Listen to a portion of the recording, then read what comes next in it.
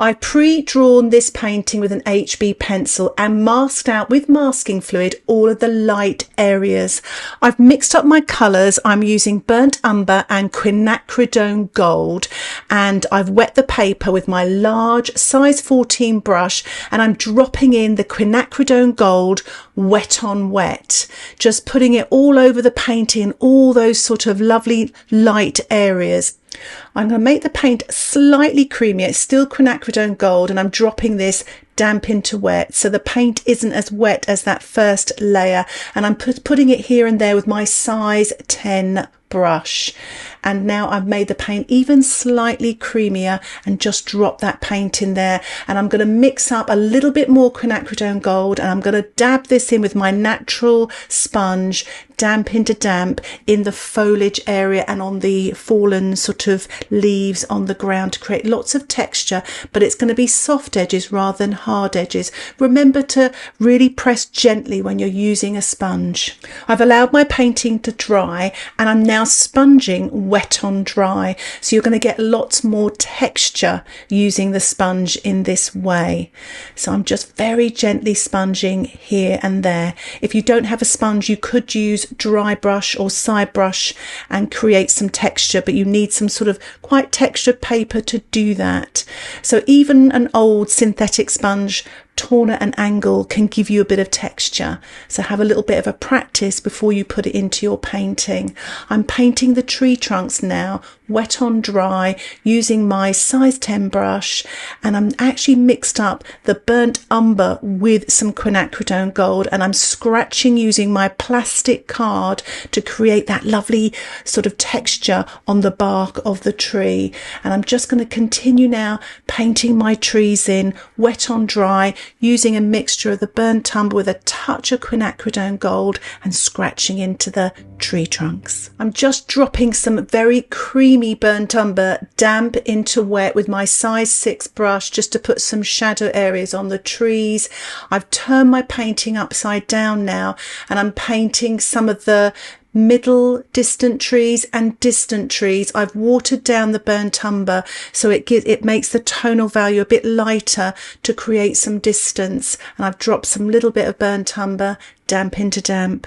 I'm painting it's the left-hand trees, but upside down it's the right-hand trees, wet on dry, using the burnt umber and actually leaving some gaps where the foliage is and just working my way to the top. The reason why I turned it upside down is because I'm right-handed. I find it easier sometimes to work on the right-hand side of the paper and then just pull the paint downwards. So just do what's easiest for you, but remember, turn your reference photograph upside down as well. So I'm putting paint on, and I'm dropping in the paint sort of damp into wet to create some tonal value and to give it some sort of depth as well. And I'm using the size 6 brush to paint in some branches as well. So just developing these trees, it makes it so much easier when you only have 2 colours to worry about, especially when you're thinking about darks and lights. It's quite easy to remove the paint, especially if it's burnt umber. Some of these colours are not staining colours, so I'm just wetting this area at the bottom of the tree because I didn't quite like what I did there. So I've just lifted off and took it off with some tissue, and I'm just putting some little grasses there using my size 6 brush and just using the burnt umber on its own as well, just to create a little bit more detail with the foliage there as well, just to tidy things up. So with my size 6 brush, I'm working on this left hand area with all the fallen leaves, just sort of using the tip of the brush but pressing it down so you get lots of sort of different marks, not all the same mark. Try to vary them, try to vary the tonal value as well, and perhaps some of the colours. So some you might want to use a little bit more quinacridone gold and water it down, and then some a little bit of burnt umber, so you've got lots of variety. Because you look at the reference photographs, some more golden than the others, some a little bit more darker brown. I've just put a little bit of markings in the distance as well. Make sure you make that light and the marks small so that it looks like it's going away from you and it creates depth in your painting. I've dried my painting off, and I'm just doing a little bit more sponging using the quinacridone gold just to create a little bit of texture with all this beautiful foliage.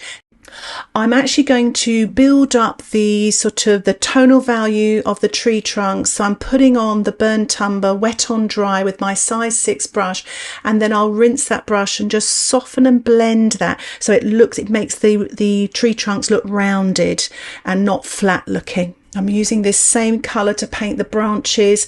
When you paint the smaller branches, just come on the tip a little bit more and don't press down too much so you get some nice thin branches.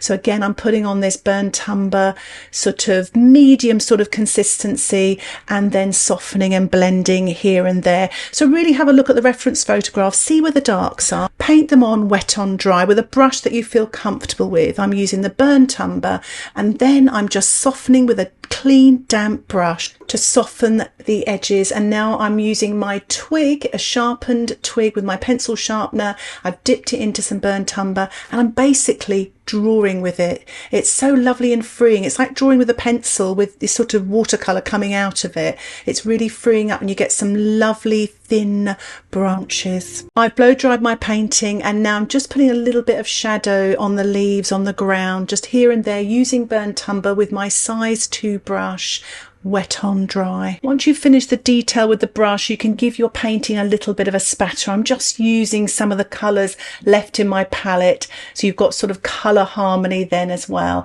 I've dried my painting again and I've taken all of the masking fluid off, and as you can see I've got some lovely light areas.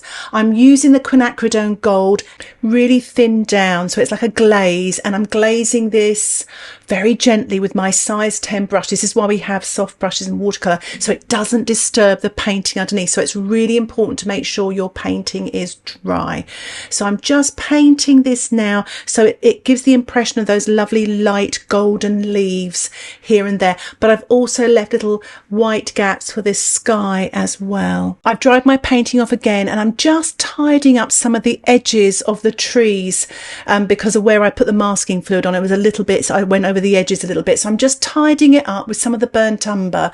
Any of the colours in the background, the tree trunks, make them a bit paler because you don't want them to come forward, because if you look in the reference photograph the tonal value is a lot paler and that creates the depth and the distance and it makes this path look like it's going further away. So I'm just sort of painting and tidying up here and there using my size 6 brush and just bringing up these tree trunks up into the sky area as well, wet on dry. I don't know if you notice there's a little pale little tree right off in the distance here, and I'm just painting that on with a really pale burnt umber with my size 6 brush wet on dry, and just putting a little bit of the Quinacridone gold just beneath it to soften it. I'm actually painting in some foliage as well that's just sort of hanging down, and I'm using my brush now mixed with the Quinacridone gold and a touch of burnt umber to put a few little leaves in the foreground here and there with my dancing size 6 brush. Coming towards the end of the painting now, and I'm just sort of finishing off and tidying up a few edges here and there, and just using my twig again to put some of the little branches and little twigs in the gaps in the trees in the foreground. I really hope you enjoyed this tutorial, and if you would like to support the content that I create here on YouTube, why not think about joining my Patreon membership? You'll get access to longer, more in-depth tutorials that are ad-free, where you will also be able to download outline sketches. Details about that can be found in the description below.